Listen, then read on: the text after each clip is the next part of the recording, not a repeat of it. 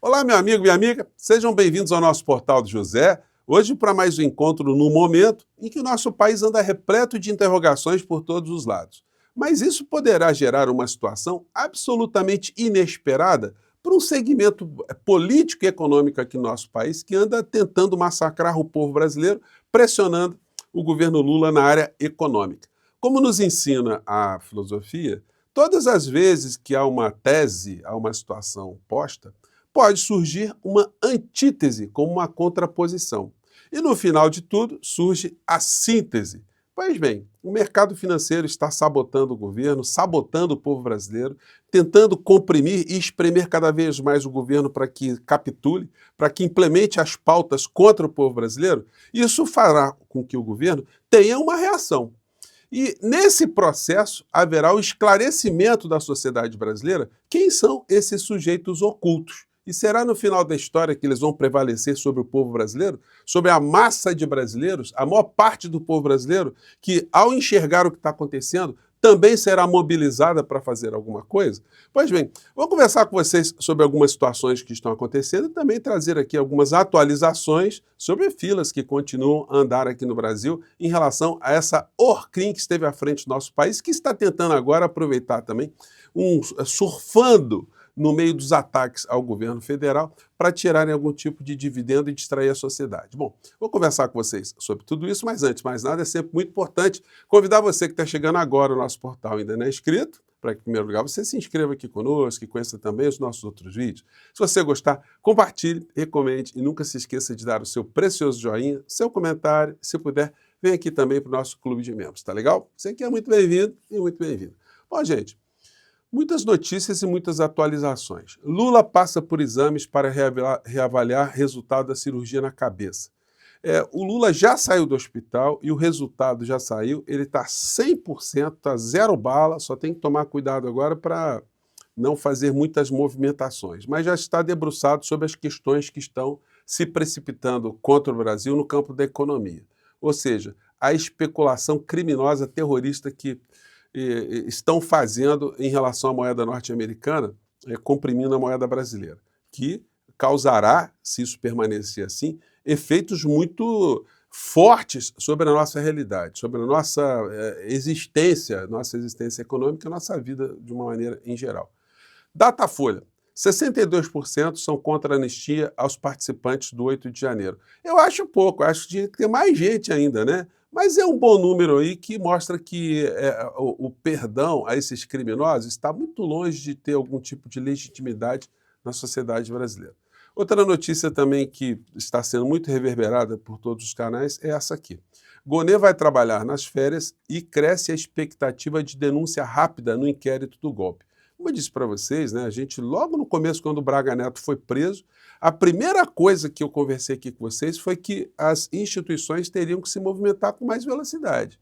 Porque uma pessoa, né, que foi general, está na reserva, de 4 estrelas, presa, uma situação muito peculiar para a história brasileira, isso certamente faria com que houvesse mais holofotes em cima dessa situação, porque ele não vai poder ficar preso ad eternum sem nenhum tipo de sentença penal condenatória transitada em julgado. Então, isso aí vai promover aí. E outras pessoas irão na fila no meio dessa história. Daí a gente chega na economia aqui do nosso país. Gente, os jornalões, eles simplesmente estão atrelados ao mercado financeiro. Quase todos os grandes grupos de midiáticos no Brasil e até fora do nosso país têm vinculação com o setor financeiro, o setor de especulação.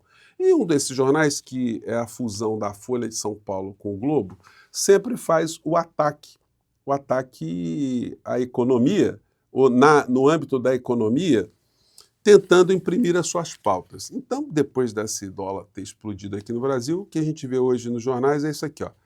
Para reverter a alta do dólar, é necessário pacote significativo de contenção de gastos, diz Castelar.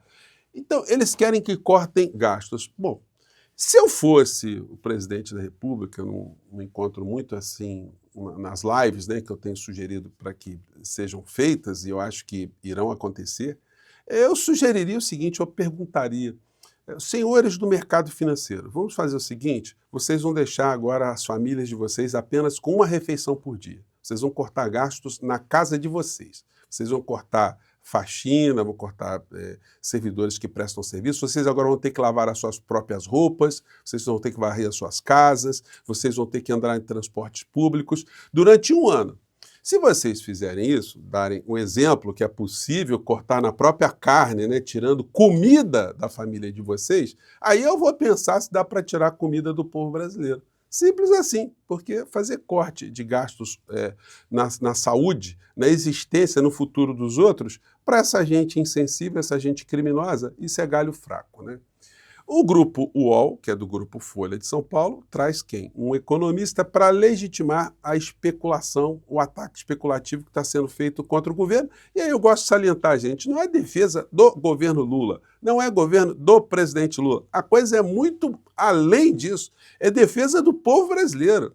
É defesa da economia do nosso país, da nossa existência enquanto nação. Porque se isso não for defendido, se nós não tivermos defesa disso, de fato, quem governará o Brasil para sempre é algo que terá o nome de mercado financeiro. É o que está acontecendo na Argentina agora, onde o povo está sendo jogado à miséria, à fome. A classe média está sendo espizinhada, está sendo esculhambada, os serviços públicos que são voltados para a população, que, aliás, é a missão dos governos, né? Servirem a população, estão sendo destroçados. E aí é o seguinte... Eles colocam aqui seus ventrílocos de plantão para fazerem a sabotagem na mesma direção ali do discurso que eu acabei de mostrar para vocês. Tem que cortar gastos. Cortar gastos do povo, né? Confiram aqui se eu estou exagerando. Medidas que reverteriam rapidamente esse quadro.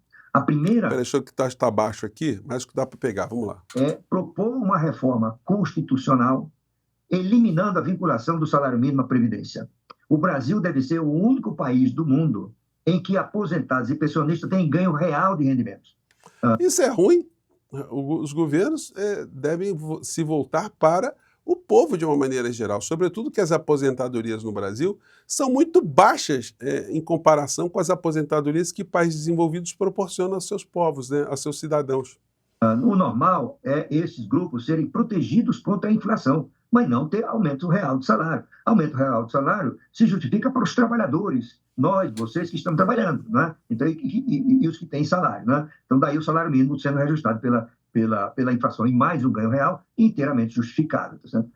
Em segundo lugar, a segunda proposta de reforma constitucional, eliminando a vinculação de impostos a gastos com saúde. Em terceiro lugar, uma coisa semelhante para a educação. Qual é a probabilidade disso acontecer? A meu ver, zero. Né? É zero em primeiro lugar, porque... Então esse pelo menos está sendo muito claro, né? O Maílson da Nóbrega aí. Ferrar aposentado, deixar aposentado congelado para sempre, com os vencimentos que tem, que são sempre muito parcos aqui no Brasil. Destruir investimentos para a saúde, destruir investimentos para a educação, como se o Brasil estivesse com a saúde top e a educação no nosso país não precisasse de fazer absolutamente nada.